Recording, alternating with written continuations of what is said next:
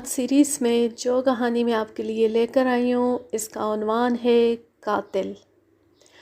اچھا، شکاریات کی کہانیاں اب کافی کم رہ گئی ہیں اور مجھے کوئی نئی کتاب ملتی بھی ہے تو اس میں زیادہ تر کہانیاں وہی ہوتی ہیں جو میں سنا چکی ہوں۔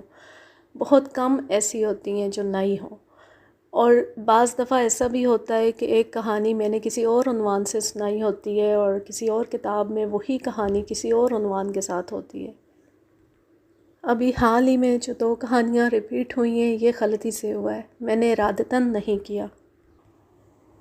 جنگل میں ایک بدنام زمانہ لفظ ہے آدم خور۔ عموماً آدم خور سے مراد انسانی گوشت سے پیٹ بھرنے والے شیر ہوتے ہیں۔ یہ فرض کر لینا حماقت ہے کہ تمام شیر ہی آدم خور ہوتے ہوں گے۔ قدرتی طور پر شیر محض جنگلی جانوروں کا شکار کرتا ہے اور انسان سے ہر ممکن طور پر دور بھاگتا ہے، تاہم غصے کی حالت میں یا جب انسان اچانک بہت قریب پہنچ جائے یا پھر جب مادہ کے ساتھ اس کے بچے بھی ہوں تو شیر کی طرف سے حملے کا خطرہ ہوتا ہے۔ اس کا رویہ موسم کے مطابق بدلتا رہتا ہے۔ افزائش نسل کے دور میں شیر زیادہ جارحانہ مزاج ہو جاتے ہیں۔ عموماً شیر جب بہت بوڑھا ہو یا کسی وجہ سے بہت کمزور ہو جائے اور اپنے قدرتی شکار یعنی چوپایوں کو ہلاک کرنے کے قابل نہ رہ جائے تو آدم خور بنتا ہے۔ پہلے وہ آسان شکار کی طرف متوجہ ہوتا ہے۔ ایسا شیر انسانی آبادی کے قریب منتقل ہو جاتا ہے اور پالتو مویشیوں پر حملہ شروع کرتا ہے، جن میں گائے، بکریاں اور کتے بھی شامل ہوتے ہیں۔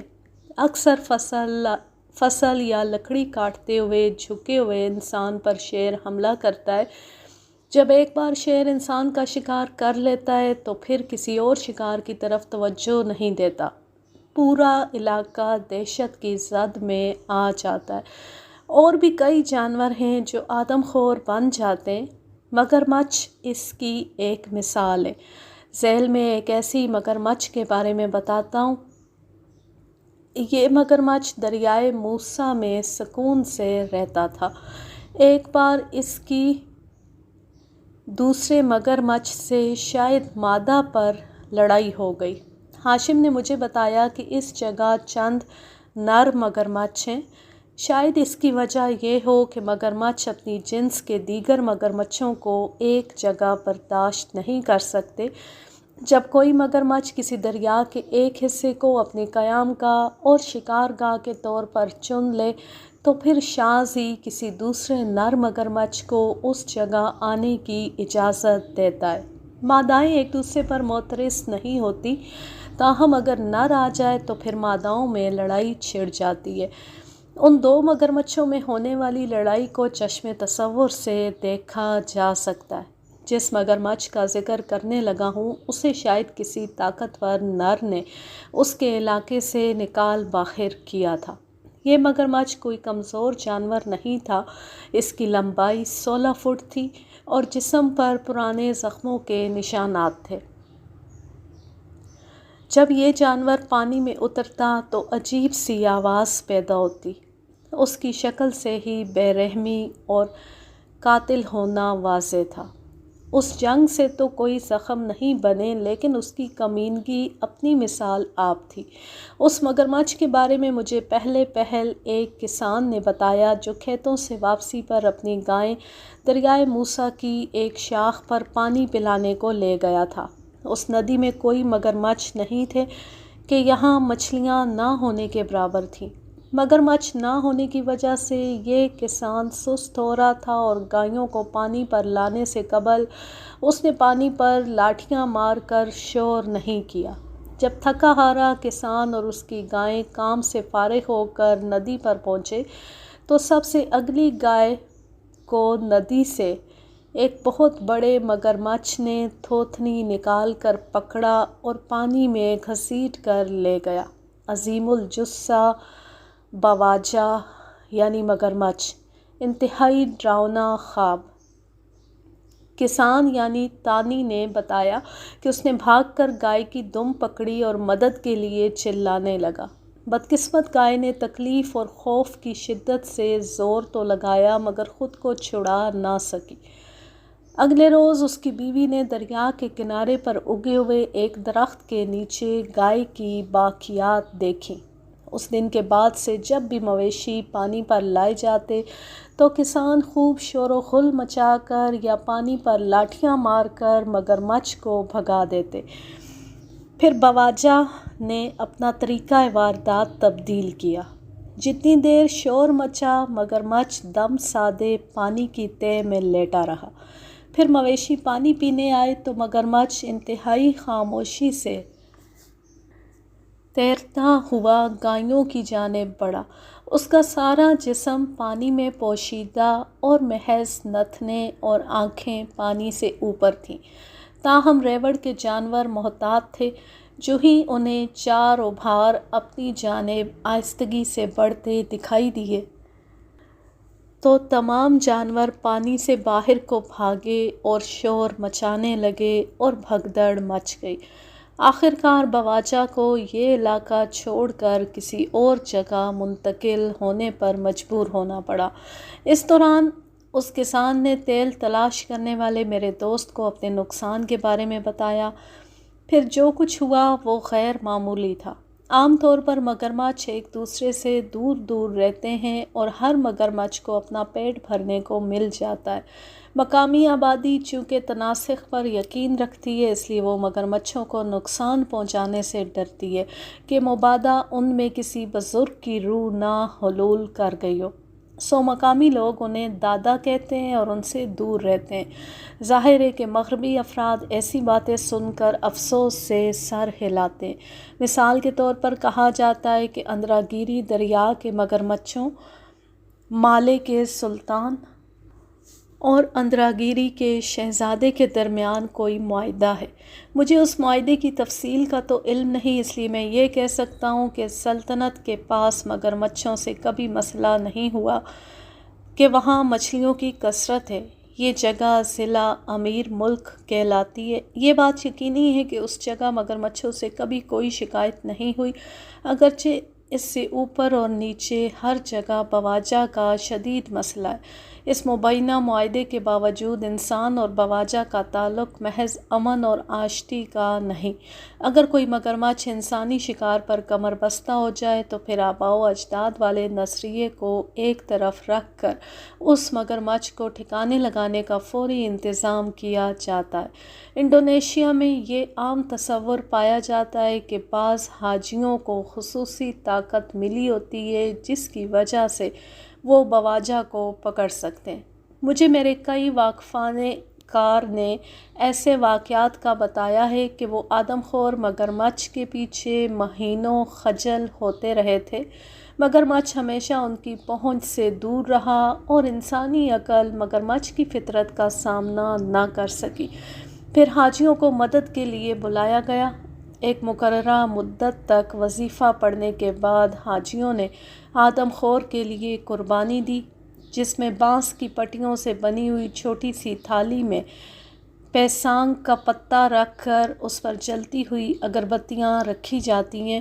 اس کے علاوہ مرغی کے انڈے، ایک سفید مرغا اور بہت کچھ اور بھی رکھا جاتا ہے۔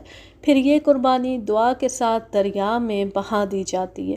شاید یہ دعا اس خاص مگرمچھ کے بارے میں مانگی جاتی ہے کہ حاجی اس کی جان کے در پہ ہے۔ چند دن بعد پھر ایک بڑا مجمع دریا کنارے جمع ہوتا ہے اور ان کے درمیان مذہبی رہنما بیٹھا ہوتا ہے جو دریا سے درخواست کرتا ہے۔ تھوڑی دیر بعد ایک بہت بڑا مگرمچھ ابھر کر کنارے پر ایسے پہنچتا ہے جیسے اس پر کسی نے جادو کر دیا ہو، اور پھر کنارے پر منتظر افراد اس کی تکہ بوٹی کر ڈالتے ہیں۔ یہ واقعات لازمی طور پر بہت مرتبہ ہوئے ہوں گے کہ بہت سارے لوگ ان کی گواہی دیتے ہیں، تاہم اس کی وجہ کے بارے میں شاید ہی کوئی جانتا ہو۔ ہمارے تانی کا معاملہ کچھ الگ تھا۔ اس نے یورپی شکاری سے مدد مانگی تھی تاکہ اس کی قیمتی گائے کا شکار کرنے والا مگرمچھ اپنے انجام کو پہنچے۔ اس شکاری نے ایک بہت بڑا فولادی آنکڑا اپنی زمینوں پر بنایا اور اس پر ایک مردہ بندر باندھ دیا۔ پھر اس چارے کو پانی کے اوپر اور سطح کے قریب لٹکا دیا گیا تاکہ مگرمچھ کو متوجہ کیا جا سکے۔ جہاں جنگل دریا تک آتا ہے وہاں 1 انچ جتنی جگہ بھی خالی نہیں ہوتی۔ بندر بیلوں سے لٹک کر پانی پیتے ہیں۔ ایسی مواقع پر مگرمچھ بندروں کا شکار کرتے ہیں۔ تاہم بندر کی لاش والا نسخہ کامیاب نہ رہا۔ ہر دوسرے دن نیا بندر لگانا پڑتا تھا مگر وہ بھی بیکار جاتا تھا۔ شاید مگرمچھ اتنے بھی بھوکے نہیں تھے کہ پھندے میں آن پھنستے۔ ایک بار ایک مچھیرے کو اس پھندے کے عین نیچے ایک مگرمچھ آرام سے لیٹا دکھائی دیا مگر اس نے بے حس و حرکت بندر کی لاش کو کھانے کی کوئی کوشش نہیں کی۔ آخرکار اس شکاری کو یہ بات سمجھ آ گئی کہ مگرمچھ زندہ اور متحرک بندر کا شکار کرتے ہیں، سو لاش سے انہیں کوئی دلچسپی نہیں ہوگی۔ عوامی خواہشات کو مد نظر رکھتے ہوئے شکاری نے بہت ہچکچاہٹ سے ایک زندہ بندر اس پھندے سے باندھ دیا۔ وہ بندہ کنارے پر چھپ کر مگرمچھ کا منتظر رہا۔ اسی دوپہر کو ایک مگرمچھ اس بندر کے گرد لمبے چکر کاٹتا رہا۔ شاید مگرمچھ کو شبہ ہو گیا ہوگا، اس لیے اس نے فوراً حملہ نہیں کیا۔ رات کے وقت اس نے حملہ کیا اور بیچارے بندر کی چیخیں اچانک تھم گئی۔ شکاری کو فوری اطلاع دی گئی اور وہ بیچارہ لالٹین اور بندوق کے ساتھ جائے وقوع پر پہنچا۔ اس کا خیال تھا کہ پھندے والا درخت مگرمچھ کے وزن سے جھکا ہوا ہوگا، مگر اس کی مایوسی دیکھیے کہ اس آنکڑے پر تازہ گوشت لگا ہوا تھا اور بواجہ غائب تھا۔ آخرکار بھوک کی وجہ سے بواجہ نے بندر پر حملہ تو کیا تھا مگر جو ہی اس کے جبڑے آنکڑے سے ٹکرائے اس نے چھوڑ دیا ہوگا۔ اب اس مگرمچھ کو محض کشتی پر بیٹھ کر ہلاک کرنا ہی رہ گیا تھا۔ دن کے وقت وہ کسی جزیرے یا ریتلے کنارے پر ہی ملتا، آبادی کے پاس بھی نہ پھٹکتا تھا۔ مغرب کے وقت یہ دیہاتوں کا رخ کرتا جب لوگ اپنے جانوروں کو پانی پلانے لاتے۔ تیز دھوپ میں 2 دن کی تلاش کے بعد میرے دوست نے ہمت ہار دی۔ اس نے 2 مگرمچھ ہلاک کر لیے ہوتے مگر وہ مطلوبہ مگرمچھ سے بہت چھوٹے تھے۔ ایک بار اسے ایک بہت بڑا بواجہ دکھائی دیا مگر قبل اس کے کہ ملاح کشتی کو اتنا قریب لے جاتے کہ وہ گولی چلا پاتا، مگرمچھ پانی میں کود کر فرار ہو گیا۔ پھر اچانک چبرانگن یعنی ہوا سے پھیلنے والی خبر آئی۔ مجھے ایسے یاد ہے جیسے یہ کل کی بات ہو۔ کہا گیا کہ فلاں کمپونگ میں ایک عورت دھندلکے کے وقت جنگل سے آ رہی تھی اور دریا کے کنارے رک کر اس نے اپنے مٹی سے بھرے پیر دھونے چاہے اور بواجہ اسے اٹھا لے گیا۔ جب عورت واپس نہ لوٹی تو ہر طرف ہیجان برپا ہو گیا۔ اس کا شوہر مشل اور کلہاڑی لے کر جنگل میں دریا کے کنارے کو لپکا۔ کنارے پر اسے بیوی کی ٹوکری دکھائی دی جس میں متوفیہ نے جڑی بوٹیاں اکٹھی کی تھی۔ ساری صورتحال کا اندازہ کر کے اس کے شوہر نے چیخنا چلانا شروع کر دیا اور پھر بیوی کا جواب سننے کی ناکام کوشش کی مگر ہر طرف رات کی خاموشی چھائی رہی۔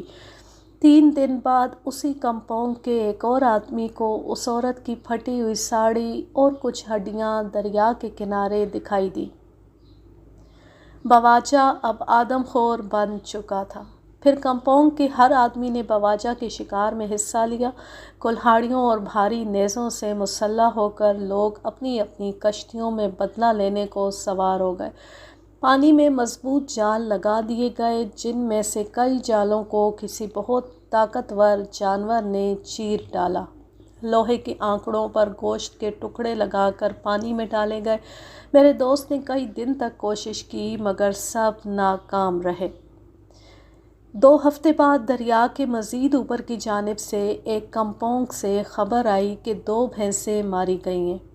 کچھ دن بعد ایک اور کمپونگ کے نمبردار کا بہترین کتا مارا گیا۔ بدقسمتی سے جب لوگوں کا جوش ٹھنڈا ہوتا ہے تو وہ اپنی عام زندگی کو لوٹ جاتے ہیں۔ اس طرح وہ لاپرواہ اور غیر محتاط ہو جاتے ہیں اور بواجہ کو پھر نیا موقع مل جاتا ہے۔ دریا کے کنارے آباد کمپاؤنڈ کے بچے چھوٹی کشتیوں میں دریا میں گھومتے رہتے ہیں۔ جو ہی وہ چلنے کے قابل ہوتے ہیں پانی سے ان کا تعلق شروع ہو جاتا ہے۔ اس طرح کے ایک بچے کی چھوٹی کشتی کو الٹا کر بواجہ اسے اٹھا لے گیا۔ اس بچے کی الٹی کشتی دریا سے ملی۔ کمپاؤنڈ کے لوگ پھر ڈر گئے اور کچھ عرصہ خبردار اور محتاط رہے۔ دریا سے پانی لانے کے لیے خواتین ہمیشہ مسلح مردوں کے ہمراہ جاتیں اور بچوں کو ان کی کشتیوں پر جانے سے روک دیا گیا، اور مچھیروں نے لمبے دستے والی کلہاڑیاں ساتھ لے جانا شروع کر دیا۔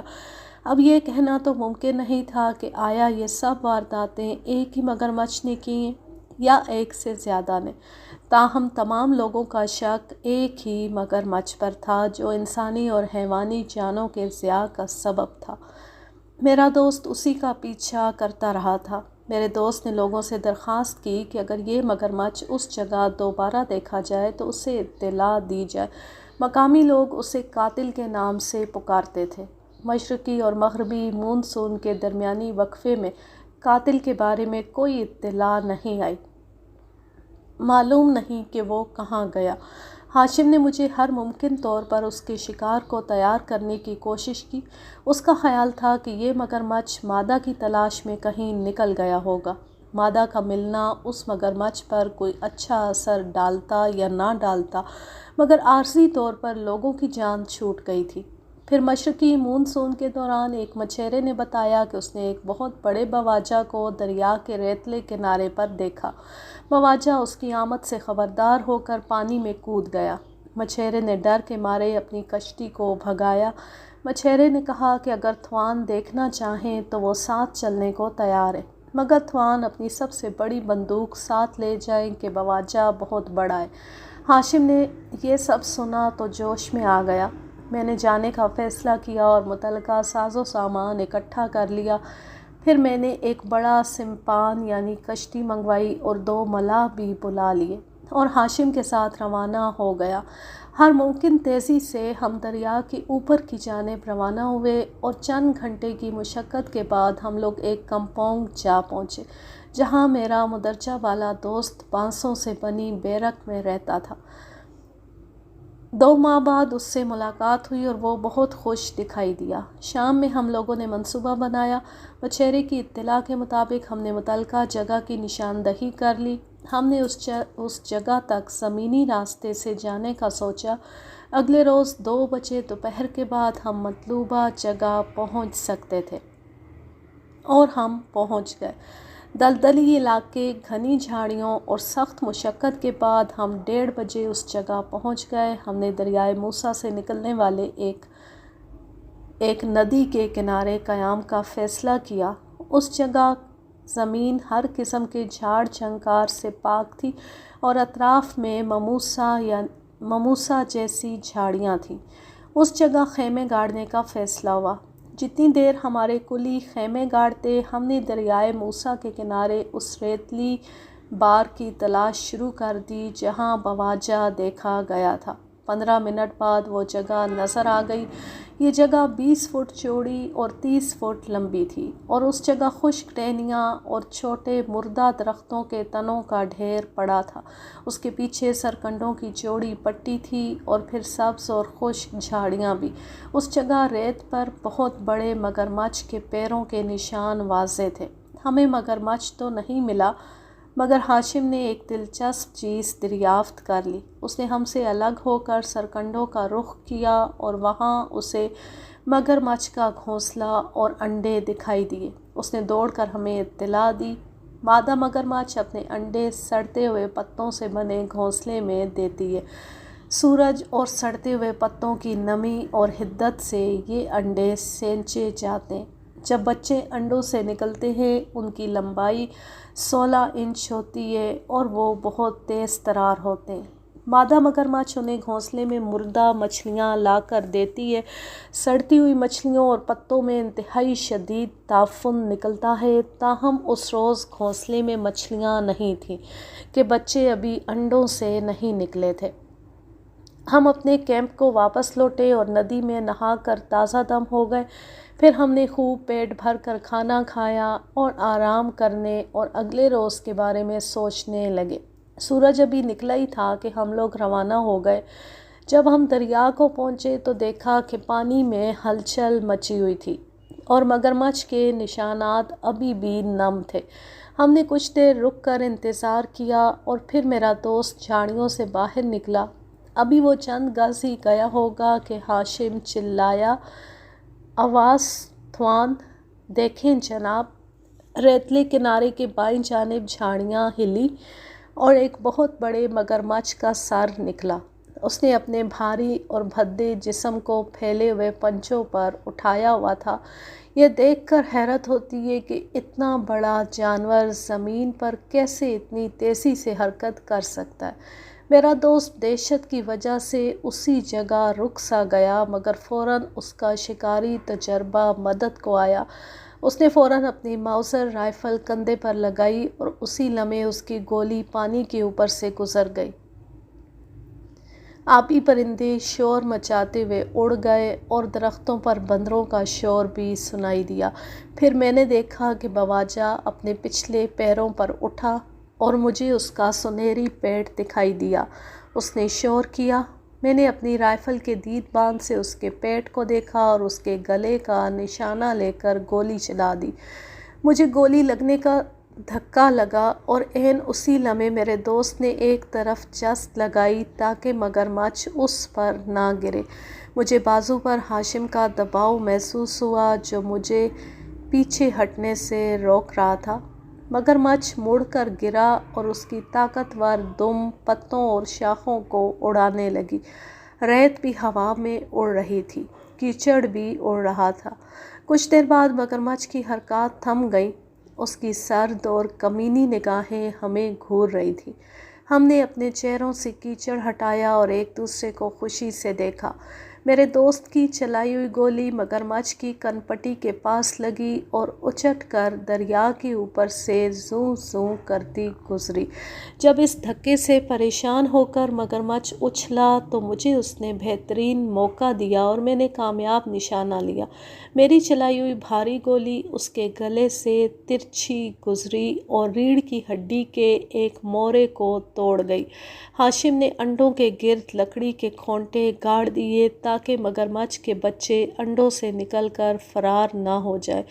चीनी ख़रीदार इन बच्चों का माकूल मुआवजा देते हैं। वो इन बच्चों को 1 गज़ लंबाई तक पालते हैं और फिर हलाक करके इनकी खाल को महंगे दामों यूरोप बेच देते हैं। मैं और मेरा दोस्त अपने घरों को लौट गए और फ़ैसला किया कि जो ही आदमखोर की इत्तला मिली वापस लौट आएंगे। हाशिम 2 रोज़ बाद लौटा।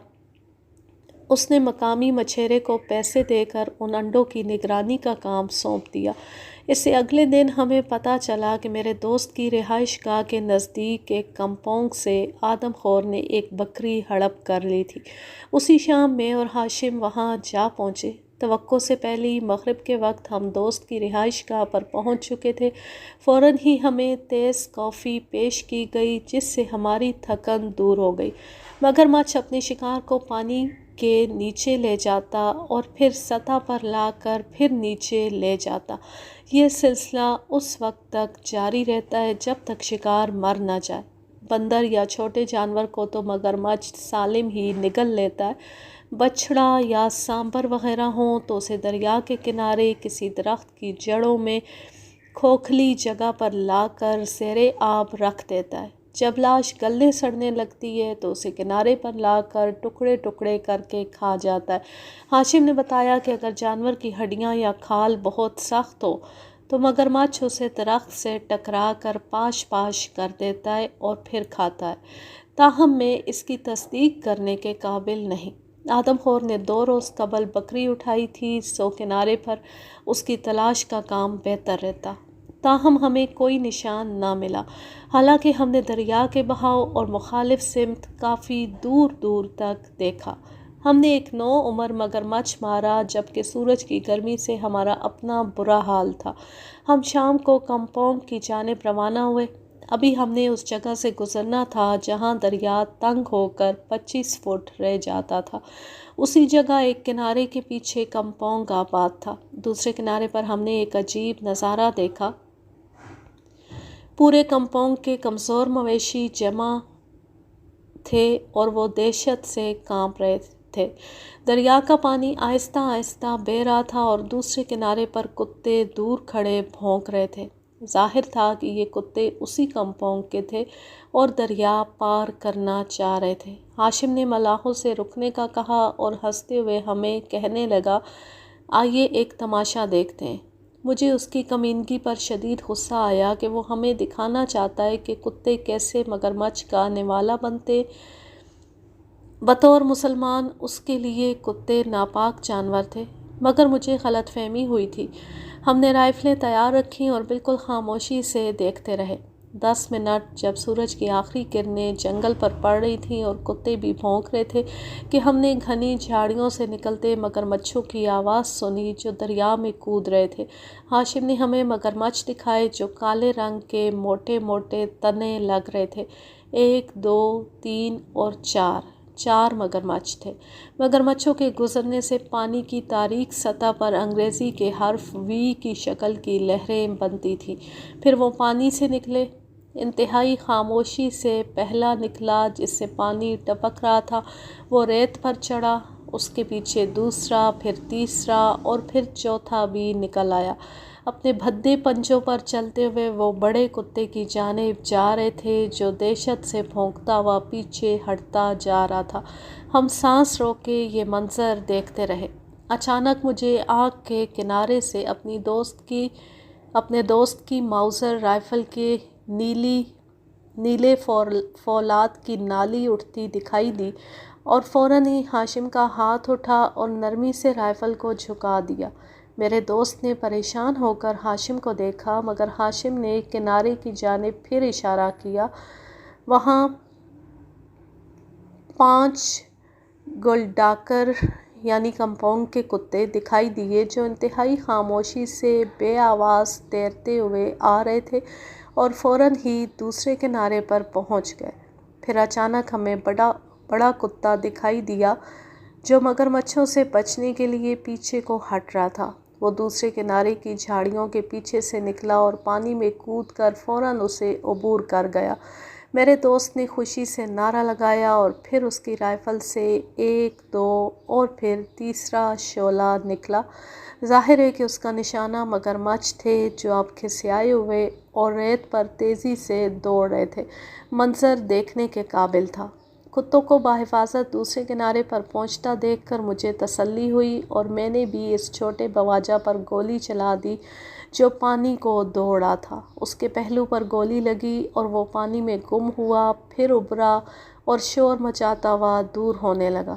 جنگل کے کنارے گولیوں کی گرج سے گونج اٹھے اور بندر شور مچانے لگے اور گاؤں سے بھی لوگوں کا شور دکھائی دیا۔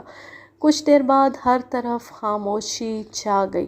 2 مگرمچھ شدید زخمی پڑے تھے اور ایک پانی میں کود چلا تھا۔ ملگجے اندھیرے میں چلائی گئی گولیاں میرے دوست کی مہارت کا منہ بولتا ثبوت تھیں کہ اس نے نسبتاً چھوٹے اور متحرک جانوروں پر گولیاں چلائی تھیں۔ ایک مگرمچھ کی دائیں آنکھ میں بڑا سا سوراخ تھا کہ میرے دوست کی ڈم ڈم یعنی ٹکرا کر پھیل جانے والی گولی اسے لگی تھی۔ دوسرے مگرمچھ کو عین اس جگہ گولی لگی جہاں اگلی بائیں ٹانگ جسم سے جڑتی ہے۔ تیسری گولی کنپٹی کے پیچھے نرم جگہ پر لگی۔ اس وقت دریا عبور کرنے والے کتوں کی مدد سے ہم نے کئی بار آدم خور کا پیچھا کرنے کی کوشش کی مگر ناکامی ہوئی۔ چند ہفتے بعد ہمیں پھر نئی اطلاع ملی۔ ایک مچھیرے نے اپنی کشتی کو دریا کے کنارے درخت سے باندھا ہی تھا کہ مگرمچھ نے اسے کشتی سے دبوچ لیا۔ تاہم اس مچھیرے نے جدوجہد جاری رکھی۔ جب مگرمچھ اسے پانی کے نیچے لے گیا تو اس نے سانس روکے ہوئے اپنا پرانگ नियाम से निकाला और जो ही मगरमच्छ सतह आब पर उभरा उसने परांग से मगरमच्छ के सर पर वार किया। तकलीफ़ की शिद्दत से मगरमच्छ ने उसे छोड़कर गोता लगाया और खून की धार बहती गई। नीम बेहोश और जरियाने खून से कमज़ोर बंदा बमुश्किल तैर कर किनारे तक पहुंचा।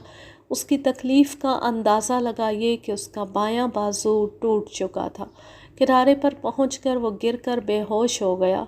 अगली सुबह बेचारा रेंग कर अपने कंपाउंड पहुंचा तो उसके ज़ख्मों पर उसकी कीचड़ और खून से लथड़ी पट्टियाँ थीं जो उसने अपने कपड़े फाड़ कर बनाई थीं। उसका रंग जर्द हो चुका था। उसकी बीवी ने जब उसे देखा तो डर से अपने होश खो बैठी कि वो समझी मगरमच्छ ने उसे खा लिया होगा। अब मेरे सब्र का पैमाना लबरेज हो गया। मैंने 1 हफ्ते की छुट्टी की दरख्वास्त भेजी ताकि उस कातिल को ख़त्म कर सकूं। मैंने जवाब का इंतज़ार किए बिना हाशिम को साथ लिया और निकल पड़ा। मुझे इस शर्त पर मगरमच्छ के शिकार की इजाज़त मिली कि मेरा काम मुतासर ना हो, और ये ख़त मुझे 9 दिन बाद मिला जब तक मगरमच्छ का काम तमाम हो चुका था। ज़ाहिर है कि इस काम में कोई बहादुरी या नामवरी नहीं। हमेशा किसी भी ज़ख्मी जानवर का पीछा करके उसे तकलीफ़ से निकाला जाता है। हमने तमाम दरियाई किनारे छान मारे और जहाँ भी खून के निशानात मिलते हम खुश होते। हमारा काम 2 दिन में पूरा हो गया। पहले दिन दोपहर के वक्त हम एक दरख्त तले आराम कर रहे थे कि हमें अपनी जानिब भागता हुआ एक मछेरा दिखाई दिया जो इंतहाई हैजान में मुब्तला और इशारे करता आ रहा था। इसका एक ही मतलब था कि उसने कातिल देखा होगा। जो ही उसका सांस बहाल हुआ उसने बताया 200 गज पीछे उसने एक मगरमच्छ देखा है जिसके सर से खून बह रहा है। उस वक्त मगरमच्छ दरिया के ऐन वस्त में रेत के टीले पर लेटा था।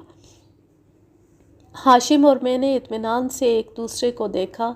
ये अच्छी अलामत थी, मगर हमारी मुश्किलात अब शुरू हो रही थी। जो ही उसने मछेरे की कश्ती देखी वो बेचैन दिखाई दिया।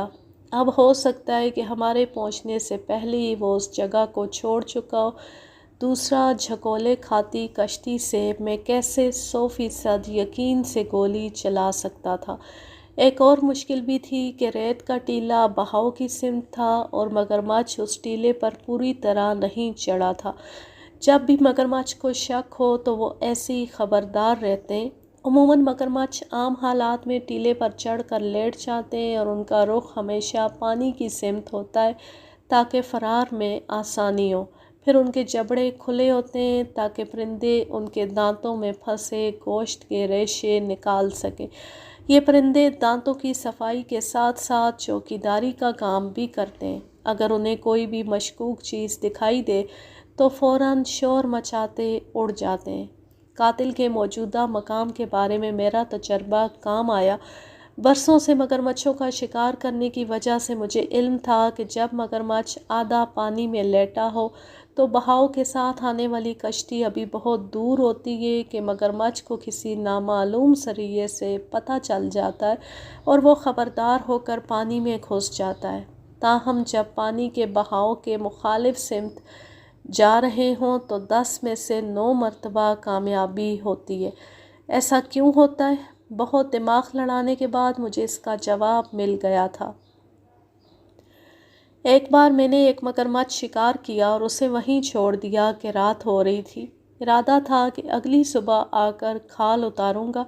अगली सुबह लौटा तो देखा कि दुम के पास छिलकेदार हिस्सों पर बुलबुले से बने हुए थे और ये हिस्से सारी रात पानी में रहे थे। ताज्जुब से मैंने उन्हें साफ़ किया तो नीचे नन्हे सुराख दिखाई दिए जो शायद एसाब के सिरे होंगे। चूँकि दुम सारी रात पानी में रही इसलिए सड़ने लग गई होगी और गैस से बुलबुले बने होंगे।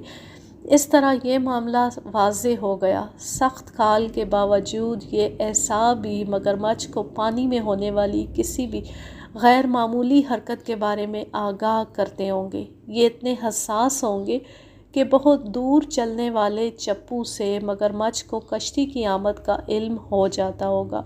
چونکہ کشتی کی مدد سے قاتل کے قریب پہنچنا مشکل تھا، زمین پر سے گولی چلانا بھی مشکل کام تھا، کیونکہ کناروں پر بہت گھنی جھاڑیاں اگی ہوتی ہیں اور نشانہ لینا مشکل ہو جاتا ہے۔ ہمیں جلدی کوئی حل نکالنا تھا۔ ہاشم نے کہا کہ اگر ہم کشتی کے ایک جانب سرکنڈے باندھ لیں اور چپو چلائے بغیر کشتی کو پانی پر بہنے دیں تو ہم مگرمچھ تک بغیر کسی شور کے پہنچ سکتے ہیں۔ اس لیے ہم نے ایسا ہی کرنے کا فیصلہ کیا۔ پانی میں بہتی کشتی کی رفتار اتنی تیز تھی کہ مجھے اکتاہٹ سے نیند آنے لگی۔ بغیر حرکت کیے کشتی پر بیٹھنا بہت مشکل کام تھا۔ سورج ہماری پشت جلا رہا تھا اور دریا جیسے رک سا گیا ہو۔ ایک موڑ مڑنے کے بعد ہمیں وہ ٹیلہ دکھائی دیا اور واقعی وہاں جیسے درخت کا بہت بڑا تنا پڑا ہو مگرمچھ دکھائی دیا۔ کشتی آہستہ آہستہ بہتی گئی۔ کشتی کو بہاؤ کے ساتھ رکھنا ہاشم کے لیے مشکل ہو رہا تھا اور بار بار ایسا لگتا تھا کہ کشتی بہاؤ میں غلط سمت جا کر ہمارے منصوبے پر پانی پھیر دے گی۔ میرا پسینہ ہر لمحہ بڑھتا جا رہا تھا اور ہمارا ساتھی رہنما ہمارے سامنے پسینے میں شرابور لیٹا تھا۔ بہت طویل انتظار کے بعد ہم اتنا قریب پہنچے کہ ہمیں مگرمچھ کے مختلف اعضاء دکھائی دینے لگے۔